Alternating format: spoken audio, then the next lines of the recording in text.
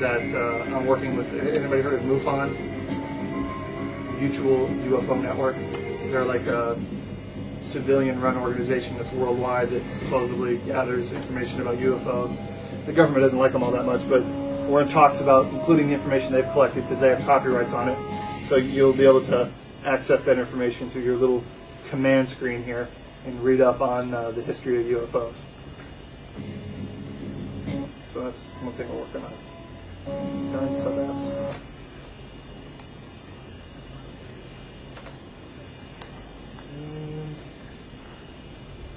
That's the latest for coming up. Here's Gem Fusion. Here's another little. Anybody play Jewel Explorer? Not Jewel. Jewel Fever. This is an example of if you decide to go in a business model with your game production. This is an example of being smart. Zing hired us to do a game called Jewel Fever. It's a little rotating gem columns-like game. Oh yeah. You have to negotiate your contract with these folks. So they hired us to do the game. I gave them the rights to the graphics, the sound, the audio, the story, the IP, and the right to distribute the engine. When I developed the game, I made sure that at the end of the day, I had control over the engine.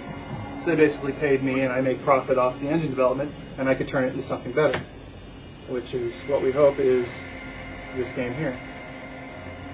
We'll play the standard mode first.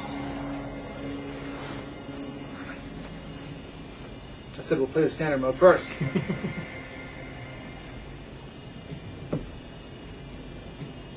That's there because you won't have me at home to tell you how to do it. Hey, look, a random boulder. Doesn't look too professional. Anyways, connect through, and you eliminate a row. But in Gem Fusion, if you can collect more than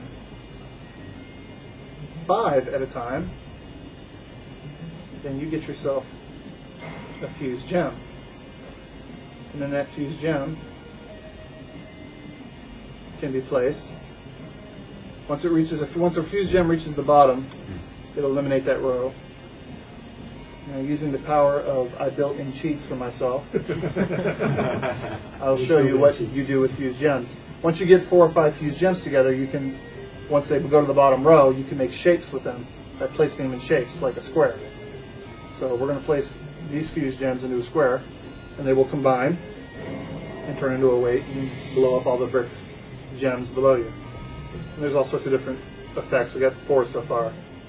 And then as you fuse gems, you also get fused gem points that can be then spent to unlock other game modes, which you saw already unlocked, like the dark mode, which is my personal favorite. I love watching people play this mode for the first time because they're like, oh, okay, let's get started. And then they drop their gems and they vanish. I'm like, well, wait a minute, what happened? I said, don't worry about it, you'll be all right. Because your little buddy there flies by and lights it up for you. But, you know, once again, detail. A fused gem should be more power, right? Mm-hmm. So, in the dark mode, you fuse a gem, it lights up the area around it. So that's one mode. Oh, pickles. Here's a use of the flame object in the wind mode. Uh-oh. What the? That's it. I'm not working with Multimedia Fusion anymore. It's Microsoft's problem. You want to switch to Linux. It's the flame object. It is. It is. It probably isn't. I'll try it again. I want to show it to you. It's my laptop is what it is. It's my laptop when it works right. It's my wife's laptop when it crashes. Yeah.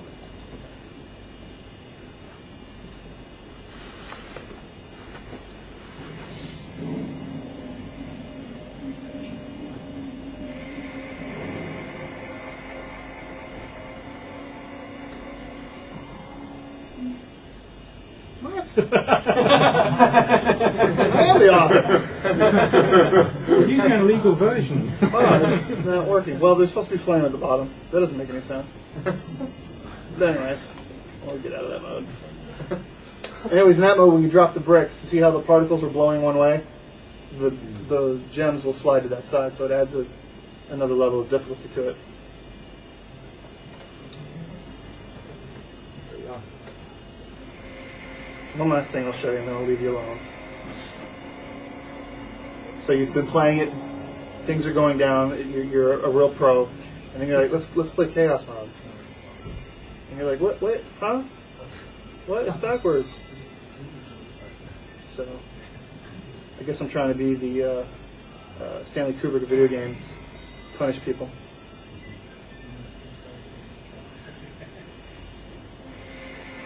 So that's what's coming out soon. I was supposed to have a demo of, everybody's been waiting to see Tormshire, but he wasn't able to get the game to us in time. He told me last night that he wasn't going to have a good version. Anybody seen Nothing? All the time to film. That's what I've been doing the whole time I've been up here.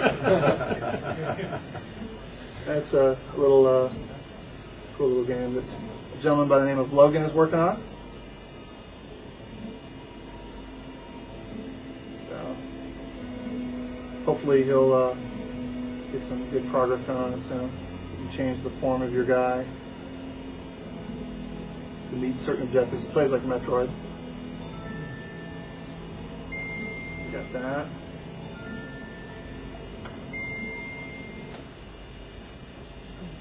Titan Exodus, Okinawa Rush.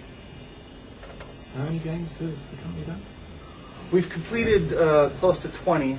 We've got another 10 on the books to be done, and then about 2 or 3 more in pre-planning. There's another game Sam's working on called Trial, which looks incredible, but he wasn't able to get me anything working either. How many people in the company? There was 4 full-time people, and then one of them decided to go work on something else, which I think you all know what that was. No, I'm not allowed to say the word. Does that give you a clue? Yeah. So we're down to 3, and then we partner with up to 20 different people.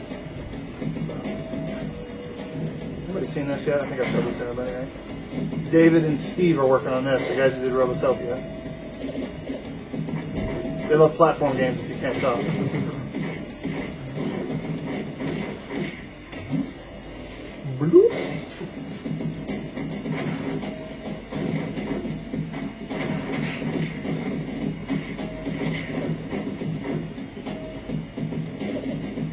So what software is used to make the music?